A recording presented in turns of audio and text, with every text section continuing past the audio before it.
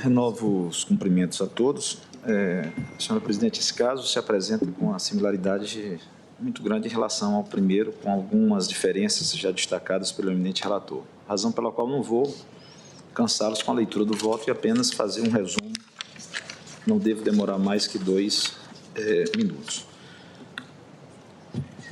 Não há dúvida, senhora presidente, do que já foi asseverado por todos os ministros dessa corte,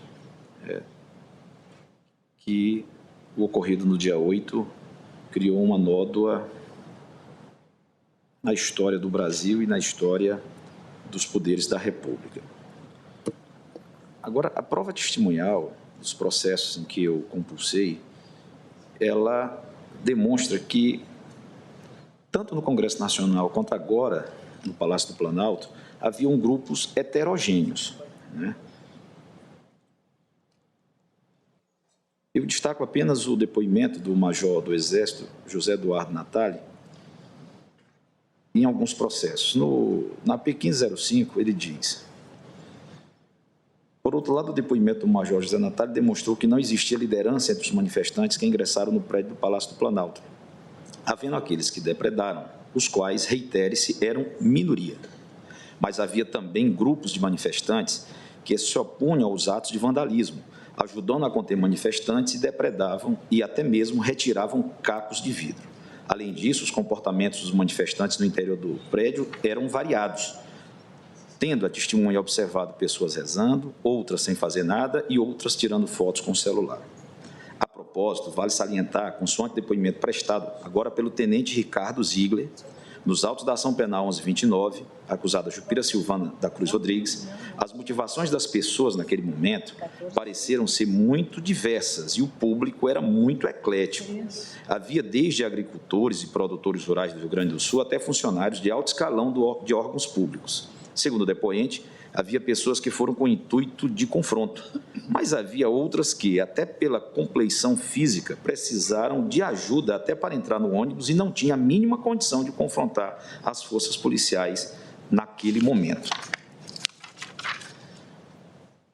Outro depoimento do major José Eduardo Natali, em resposta às perguntas realizadas pela defesa de Daniel Soares Nascimento, declarou que o rosto daquele acusado não era estranho ao depoente, pois, salvo engano, ele estava ajudando a recolher os cacos de vidro no interior do Palácio do Planalto, mas não se recordava com exatidão do rosto dele. Disse o depoente que se lembrava do rosto dos manifestantes mais hostis, mas não é o caso dos autos. Daniel Soares não estava entre eles e não estava depredando.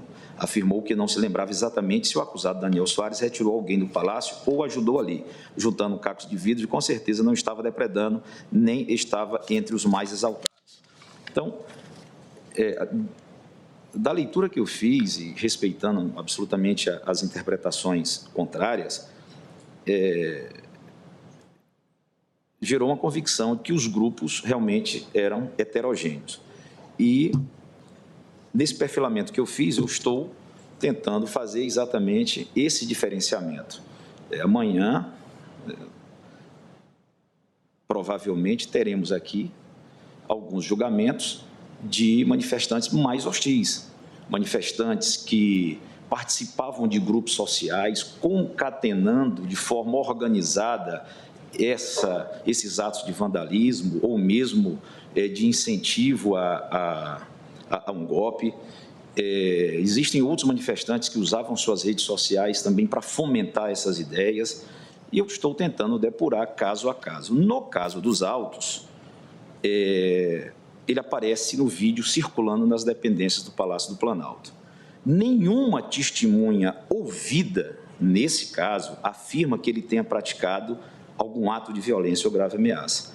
Nenhum vídeo foi produzido por esse réu, nem para familiar, nem para ser postado em rede social. Isso já foi bem destacado pelo eminente relator. Esse réu não integrava nenhum grupo de rede social que alimentavam protestos violentos. Então, eu vou fazendo esse decotamento e, na esteira da forma como eu julguei no primeiro caso, ancorando na tese trazida pelo eminente relator de crime multitudinário, que até então a doutrina colocava mais com viés de circunstância atenuante, e para esse caso concreto, Sua Excelência trouxe essa tese e eu a incorporei no sentido de que, da mesma forma que o efeito manada ele pode levar alguém a cometer um ato que não estava planejadamente pensado, ele também pode ser responsabilizado por incentivar a que outros o façam. Essa foi a tese trazida por Vossa Excelência, eminente relator, e que eu acolhi. Então, razão pela qual, ainda que este réu, e às vezes causa surpresa no ambiente jurídico, diz, olha, mas como não há prova que ele tenha quebrado sequer um copo d'água? Mas a tese do relator tem sustentação e eu acolhi para condenar, não só no dano, como de depredação ao patrimônio público. Então, da mesma forma que eu fiz no primeiro processo, eu faço da mesma forma e com a mesma parte dispositiva do processo julgado na parte, foi concluído na parte da manhã. É assim como voto, senhora presidente.